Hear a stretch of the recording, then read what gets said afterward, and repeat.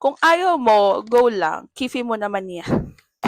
You know what? Kung ano yung mga favorite kong videos na panoorin in social media, it's always the self-care videos. So, yung mga skincare, yung mga body care na yan, lalo na yung in ASMR form, yan yung mga videos na lagi kong dinudoom scroll before I sleep.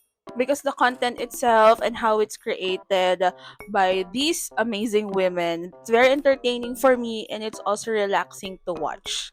But besides that, yung intention kasi ng mga self-care videos na to, 'di ba, it's giving self-love, it's giving taking care of yourself and knowing yourself more. But one thing I noticed, parang kulang or very konti yung mga content in a topic na very, very important for us women. As we all know, tayong mga women na may mga kifi, mga natural QV since birth, we know na sobrang alagain niya, very alagain, and even the small stuff, the smallest thing can throw off your pH balance. And maraming kailangan gawin para siya i-maintain.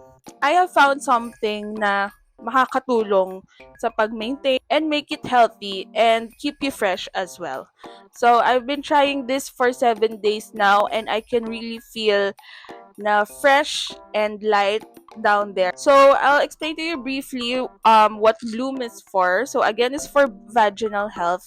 And the ingredients are actually all natural. Actually, takot ako basta-bastang nagtitake ng mga supplements because it's very dangerous na mag-take ng mga supplements na hindi mo naman alam. But because this is all natural, for me, it's very safe. And also, it's FDA approved, helps odor, and supports pH and microflora. So I recommend this one if you haven't started your vaginal health journey yet. This is your sign. Kung ayaw mo, go lang. Kifi mo naman yan.